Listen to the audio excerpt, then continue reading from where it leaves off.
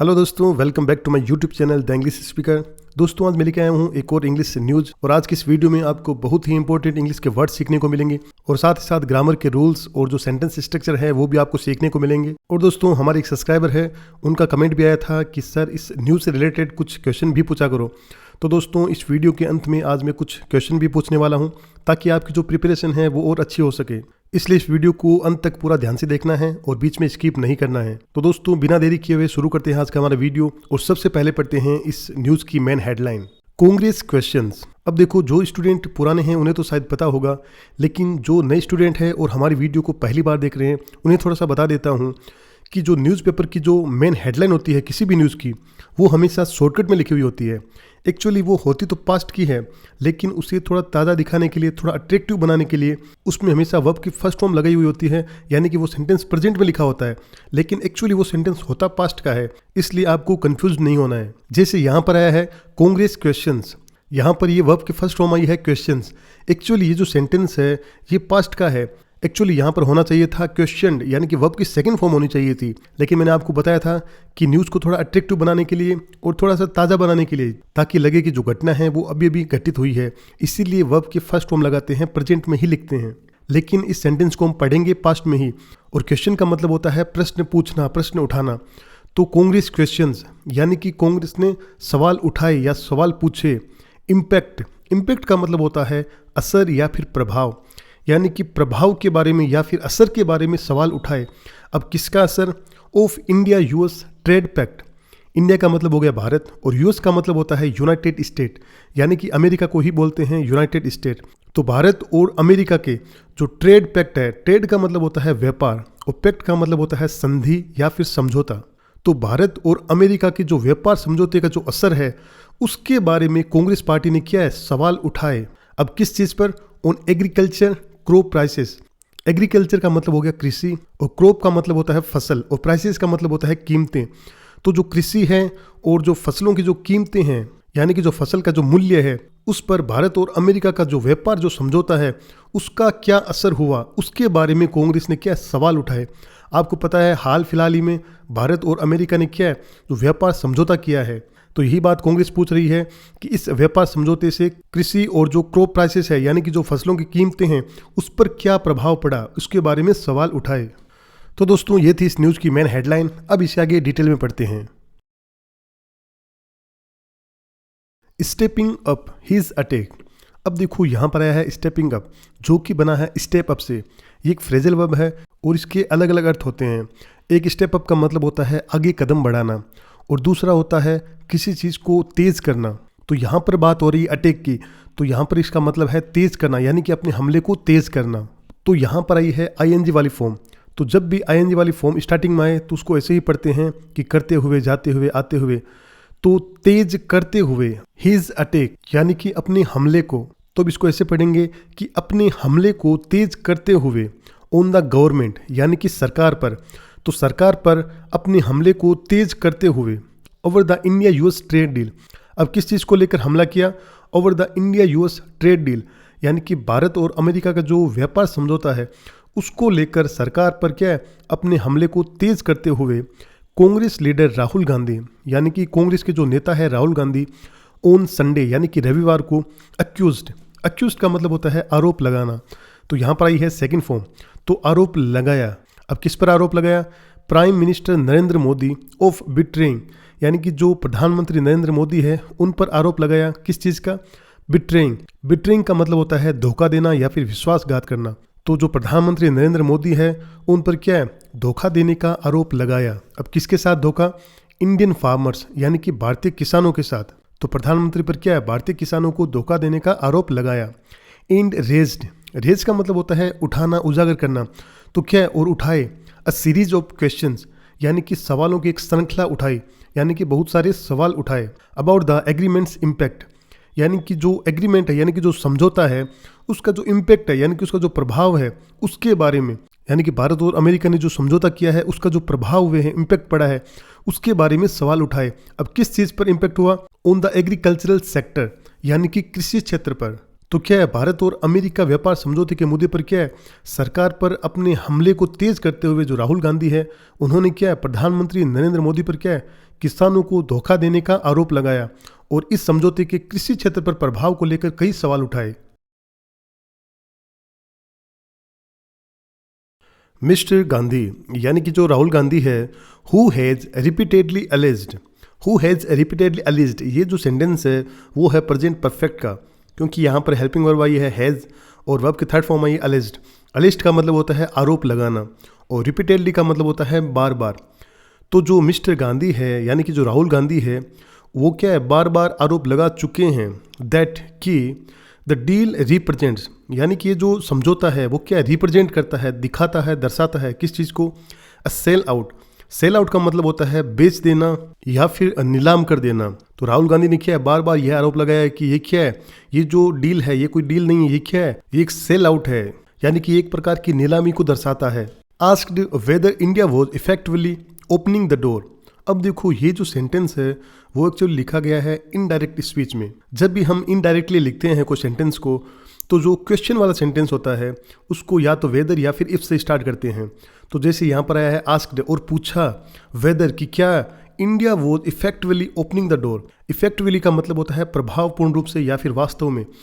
तो क्या है, भारत वास्तव में क्या है, ओपनिंग द डोर। ओपनिंग का मतलब हो गया खोलना और डोर का मतलब हो गया दरवाजा।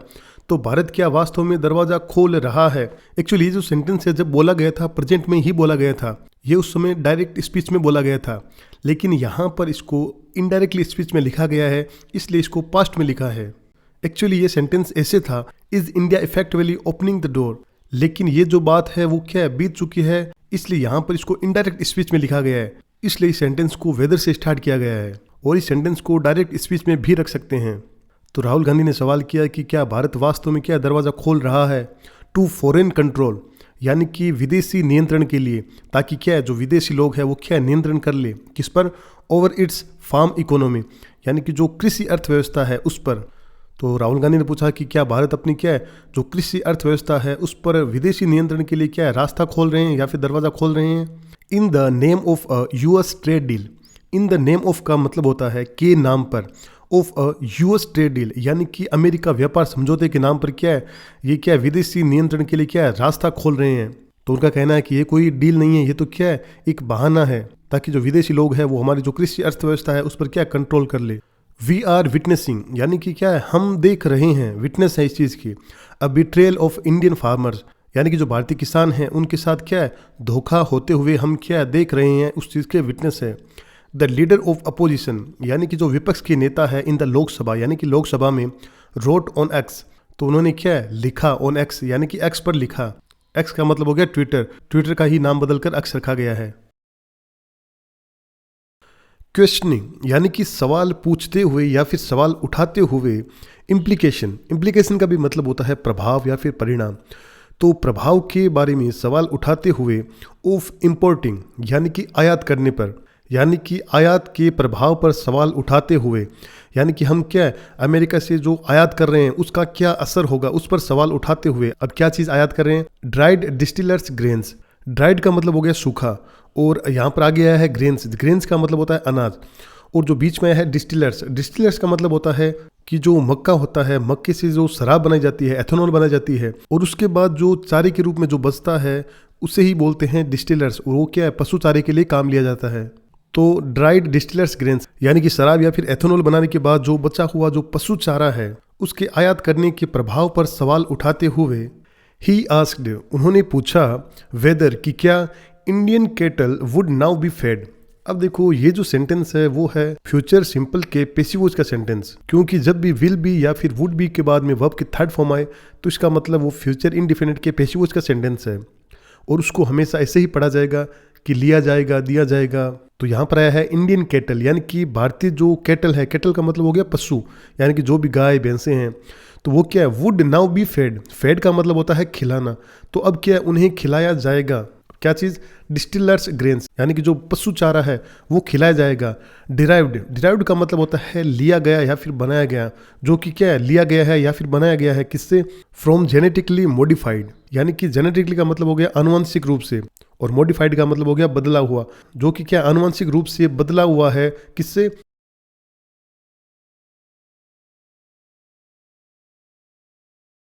अमेरिकन कॉर्न यानी कि अमेरिका का जो मक्का है उससे बनाया गया है, तो क्या अब वो हमारे जो भारतीय पशु है उन्हें क्या है वो खिलाया जाएगा। एंड वेदर, और क्या this would make Indian dairy products, this would make, और ये क्या बना देंगे इंडियन डेयरी प्रोडक्ट्स, यानी कि भारत के जो डेयरी प्रोडक्ट्स है, यानी कि जो भी दूध दही घी, तो जो भी जो डेयरी प्रोडक्ट्स है उन्हें क्या बना देंगे डिपेंडेंट, यानी कि निर्भर। तो क्या इन सब को क्या निर्भर बना देंगे on the US agricultural industry, यानी कि अमेरिका की जो कृषि उद्योग है उस पर क्या निर्भर बना देंगे। तो राहुल गांधी का कहना है कि जैसे हम क्या ये जो पशु चारा है अमेरिका से खरीद रहे हैं, तो इसका मतलब है हमारे जो भारत के जो भी डेयरी प्रोडक्ट्स है वो क्या फिर अमेरिका पर निर्भर रहेंगे, अमेरिका की जो कृषि अर्थव्यवस्था है उस पर निर्भर रहेंगे। तो इन सब चीज़ों के बारे में उन्होंने सवाल उठाया। ही सोट क्लैरिटी। अब देखो यहाँ पर आई है सोट, जो कि सी की सेकेंड फॉर्म है। सी का मतलब होता है मांगना, तो ही सोट यानी कि उन्होंने मांगा, क्लैरिटी यानी कि स्पष्टता, तो उन्होंने क्या स्पष्ट जवाब मांगा ऑन द पॉसिबल इम्पोर्ट, यानी कि संभावित जो आयात है उसके बारे में स्पष्ट जवाब मांगा। अब किस चीज़ का आयात, ऑफ जीएम सोय ऑयल। अब देखो जीएम के बारे में हमने पहले पढ़ा था, जिसकी फुल फॉर्म होती है जेनेटिकली मॉडिफाइड, यानी कि आनुवांशिक रूप से बदला हुआ सोय ऑयल। सोय ऑयल का मतलब हो गया सोयाबीन का तेल। तो भारत क्या है जो सोयाबीन का जो ऑयल है वो भी क्या है अमेरिका से खरीद रहा है, आयात कर रहा है। तो उस आयात पर क्या है स्पष्टीकरण मांगा। इन इट्स इफेक्ट, और इसके प्रभाव के बारे में, on soy growers. Soy growers का मतलब हो गया कि जो किसान सोयाबीन उगाते हैं उन पर जो असर होगा, उन पर जो प्रभाव पड़ेगा उसके बारे में भी क्या स्पष्टीकरण मांगा। In Madhya Pradesh, Maharashtra, Rajasthan, in other states, यानी कि जो किसान हैं मध्य प्रदेश के, महाराष्ट्र के, राजस्थान के, जो कि क्या है सोयाबीन उगाते हैं, तो उन पर क्या असर पड़ेगा अगर हम क्या है सोयाबीन का जो तेल है वो क्या है अमेरिका से मंगाएंगे, तो इन पर क्या असर पड़ेगा उसके बारे में उन्होंने क्या स्पष्टीकरण मांगा। How will they withstand. Withstand का मतलब होता है झेलना, सहन करना। तो हाउ विल दे विथस्टैंड, यानी कि वो किससे झेल पाएंगे। अनदर प्राइस शॉक, शॉक का मतलब हो गया झटका, तो वो क्या है जो दूसरी जो कीमतों का एक जो बड़ा झटका है वो किससे झेल पाएंगे, कैसे सहन कर पाएंगे। ही आस्क्ड, उन्होंने पूछा। तो राहुल गांधी ने पूछा कि अगर जो जीएम सोयाबीन तेल है अगर उसका जो इंपोर्ट किया जाएगा विदेशों से, तो इसका क्या है जो मध्य प्रदेश, महाराष्ट्र, राजस्थान के जो सोयाबीन किसान हैं उन पर क्या असर पड़ेगा, और वे कीमतों में आने वाले एक और बड़े झटके को कैसे सहन कर पाएंगे। Mister Gandhi pressed. प्रेस्ड का मतलब होता है दबाव देना। तो जो मिस्टर गांधी है यानी कि राहुल गांधी, उन्होंने दबाव दिया द प्राइम मिनिस्टर यानी कि प्रधानमंत्री पर, फॉर डिटेल यानी कि विस्तृत जानकारी के लिए, डिटेल के लिए। तो उन्होंने क्या जोर देकर पूछा विस्तृत जानकारी के लिए। On the reference to additional product. Reference का मतलब होता है जिक्र या फिर उल्लेख। To additional product, additional product का मतलब हो गया अतिरिक्त उत्पाद। इन द डील यानी कि समझौते में। तो जो समझौता हुआ है भारत और अमेरिका का, उसमें जो एडिशनल प्रोडक्ट्स है यानी कि जो अतिरिक्त और उत्पाद है उनके उल्लेख के बारे में विस्तृत जानकारी के लिए क्या दबाव दिया कि आपने क्या किन किन और जो उत्पाद है उनके बारे में क्या डील की है, किसके बारे में की है, उसके बारे में उन्होंने जवाब मांगा। सजेस्टिंग यानी कि संकेत देते हुए। It could be eventually, eventually का मतलब होता है आखिरकार। तो it could be eventually open, यानी कि यह क्या आखिरकार ओपन कर सकता है इंडियाज मार्केट, यानी कि भारत के बाजार को। तो जो भारत के बाजार को क्या ये आखिरकार खोल सकता है। टू यूएस पल्सेस, पल्सेस का मतलब होता है दालें, यानी कि जो हम खाते हैं दाल वगैरह उसको बोलते हैं पल्सेस। तो जो अमेरिका की जो दालें हैं उनके लिए क्या भारत का जो मार्केट है वो क्या आखिरकार खुल सकता है। एंड, और क्या है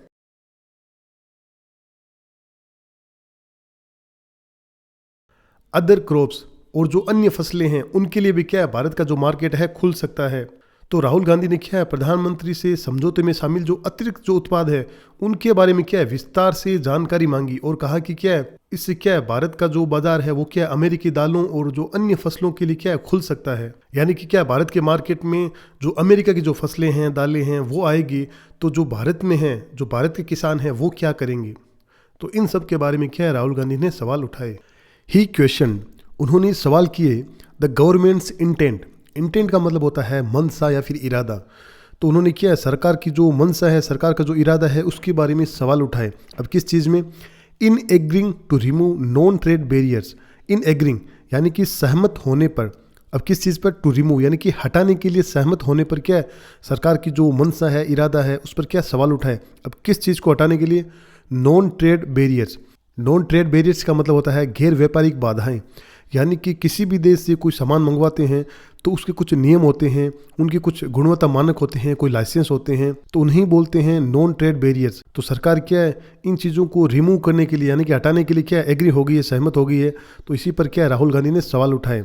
वार्निंग यानी कि चेतावनी देते हुए कि this could translate into pressure. This could translate यानी कि क्या बदल सकता है इनटू प्रेशर, यानी कि क्या है प्रेशर में बदल सकता है, दबाव में बदल सकता है। यानी कि ये जो समझौता किया है वो आगे भविष्य में क्या है दबाव बन सकता है। टू डाइल्यूट, डाइल्यूट का मतलब होता है किसी चीज़ को पतला करना, या फिर एक अर्थ होता है कमज़ोर करना। तो यहाँ पर आया है कमज़ोर करने के लिए। तो टू डाइल्यूट यानी कि कमज़ोर करने के लिए, इंडियाज स्टांस यानी कि भारत की जो नीति है, भारत का जो रुख है उसी कमज़ोर करने के लिए ऑन जीएम क्रॉप्स यानी कि जो जेनेटिकली बदली हुई जो फसलें हैं उन पर, तो भारत पर जीएम फसलों को अनुमति देने का क्या है दबाव आ सकता है।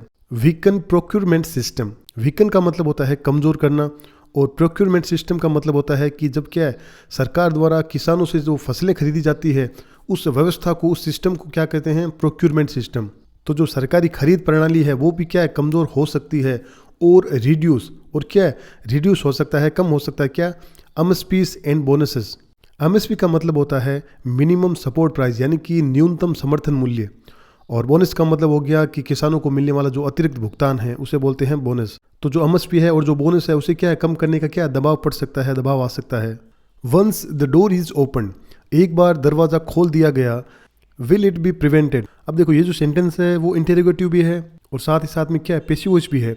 तो will it be prevented, prevent का मतलब होता है रोकना, तो क्या इसे रोका जाएगा from opening wider each other. From opening wider, wider का मतलब होता है ज़्यादा, अधिक, तो क्या इसे अधिक खुलने से रोका जाएगा ईच ईयर यानी कि हर साल। तो क्या है विदेशों के लिए जो हमारा जो बाजार है वो क्या खोल दिया गया है, तो क्या इसे हर साल और ज़्यादा खुलने से रोका जा सकेगा। Will more crops B put on the table. अब देखो यहाँ पर आया है पुट ऑन द टेबल, ये एक ईडियम है यानी कि मुहावरा है जिसका मतलब होता है कि किसी प्रस्ताव या कोई सुझाव या कोई योजना को क्या है सामने रखना, आगे प्रस्तुत करना। तो विल मोर क्रॉप्स यानी कि और जो फसलें हैं B put on the table यानी कि क्या उनको और सामने प्रस्तुत किया जाएगा, यानी कि कहने का मतलब है कि और अधिक फसलों को क्या शामिल किया जाएगा। ही आस्क्ड, उन्होंने पूछा। इंसिस्टिंग, इंसिस्ट का मतलब होता है जोर देना, तो जोर देते हुए उन्होंने पूछा दैट कि फार्मर्स डिजर्व ट्रांसपेरेंसी। डिजर्व का मतलब होता है हकदार और ट्रांसपेरेंसी का मतलब होता है पारदर्शिता, यानी कि जो किसान है वो क्या है पारदर्शिता के हकदार हैं, यानी कि उन्हें क्या है हर चीज को जानने का अधिकार है। This isn't just about today. अब देखो यहाँ पर आया इजंट, इसको कॉन्ट्रास्ट में लिखा गया है तो ये इज नॉट ही है। तो this isn't just about today यानी कि यह सिर्फ आज की बात नहीं है, यानी कि इसका जो असर है वो क्या है अभी तक सीमित नहीं रहेगा। इट्स अबाउट द फ्यूचर यानी कि ये क्या भविष्य से जुड़ा हुआ मुद्दा है। आर वी अलाउिंग, क्या हम क्या अनुमति दे रहे हैं अनदर कंट्री यानी कि दूसरे देश को, टू गेन यानी कि हासिल करने के लिए, a long term hold. Long term का मतलब हो गया लंबे समय तक और होल्ड का मतलब हो गया पकड़ना, नियंत्रण करना। तो क्या लंबे समय का जो नियंत्रण है वो हासिल करने की क्या है दूसरे देशों को हम क्या अनुमति दे रहे हैं। ऑन इंडियाज एग्रीकल्चर इंडस्ट्री यानी कि भारत का जो कृषि क्षेत्र है उस पर। तो राहुल गांधी ने कहा कि क्या हम किसी दूसरे देश को क्या है भारत की जो कृषि व्यवस्था है उस पर लंबे समय तक जो नियंत्रण है वो अलाउ कर रहे हैं। ही सेड, उन्होंने कहा। अ डे अर्लियर, एक दिन पहले, he had accused the government, उन्होंने क्या सरकार पर आरोप लगाया था ऑफ हर्टिंग। हर्टिंग का मतलब होता है नुकसान पहुंचाने का। तो उन्होंने क्या एक दिन पहले सरकार पर नुकसान पहुंचाने का आरोप लगाया था। अब किसे, कॉटन फार्मर्स यानी कि जो कपास के जो किसान हैं जो कपास उगाते हैं। इन टेक्सटाइल एक्सपोर्ट्स, और जो कपड़ा निर्यातक है यानी कि जो कपड़े एक्सपोर्ट करते हैं उन्हें क्या नुकसान पहुंचाने का आरोप लगाया। आर्ग्यूइंग दैट यानी कि यह तर्क देते हुए कि द इंटरम डील, इंटरम का मतलब होता है अस्थायी और डील का मतलब होता है समझौता। तो यह तर्क देते हुए कि ये जो अस्थायी जो समझौता है अनफेयरली एडवांटेज्ड बांग्लादेश। अनफेयरली का मतलब होता है अनुचित तरीके से और एडवांस्ड का मतलब होता है फायदा पहुंचाना। तो क्या इस चीज़ ने फायदा पहुंचाया है बांग्लादेश यानी कि बांग्लादेश को। यानी कि राहुल गांधी का कहने का मतलब है कि ये जो आपने समझौता किया है इसने क्या अनफेयरली बांग्लादेश को फायदा पहुंचाया है। विद जीरो टैरिफ एक्सेस यानी कि जीरो टैरिफ के साथ, यानी कि बांग्लादेश को बिना टैक्स के क्या बाजार में प्रवेश मिल गया। ही क्लेम्ड, उन्होंने दावा किया द एग्रीमेंट कुड यानी कि जो समझौता है वो क्या कर सकता है फिनिश यानी कि खत्म कर सकता है द टेक्सटाइल सेक्टर यानी कि जो कपड़ा उद्योग है उसे खत्म कर सकता है। कॉटन फार्मिंग, और जो कपास की खेती है उसे भी क्या खत्म कर सकती है, और बोथ या फिर दोनों को। तो राहुल गांधी ने आरोप लगाया कि क्या ये जो अस्थायी जो समझौता है उससे क्या बांग्लादेश को बिना टैरिफ के क्या फ़ायदा मिल रहा है, यानी कि भारत अमेरिका से सामान खरीदेगा और बांग्लादेश क्या भारत से खरीद लेगा तो उसे क्या टैक्स नहीं देने पड़ेंगे। तो ये कहीं ना कहीं क्या है बांग्लादेश को फायदा हो रहा है, जिससे क्या भारत का जो कपड़ा उद्योग है और जो कपास किसान है वो क्या गंभीर नुकसान झेल सकते हैं। तो दोस्तों ये थी आज की हमारी न्यूज़। आई होप आप सभी को पसंद आई होगी। और जैसे कि मैंने स्टार्टिंग में बोला था कि इस न्यूज़ में से कुछ इंपॉर्टेंट MCQ पूछने वाला हूँ। तो आज का हमारा पहला क्वेश्चन है, Rahul Gandhi criticised the India US trade deal mainly because it could. यानी कि राहुल गांधी ने भारत और अमेरिका व्यापार समझौते की आलोचना मुख्य रूप से इसलिए की क्योंकि ये रहे option. Option A, increase fertiliser subsidies. Option B, strengthen MSP system. Option C, allow foreign influence over India's agriculture. Option D, reduce food production. हमारा अगला क्वेश्चन है, according to Rahul Gandhi the interim trade deal unfairly benefited which country. यानी कि राहुल गांधी के अनुसार जो अंतरिम व्यापार जो समझौता है उससे किस देश को अनुचित लाभ मिला। Option number A, China. B, Bangladesh. Option C, Russia. Option D, Vietnam. तो इन दोनों के ही आंसर आपको कमेंट बॉक्स में लिखने हैं। मिलते हैं नेक्स्ट वीडियो में, तब तक के लिए बाय बाय।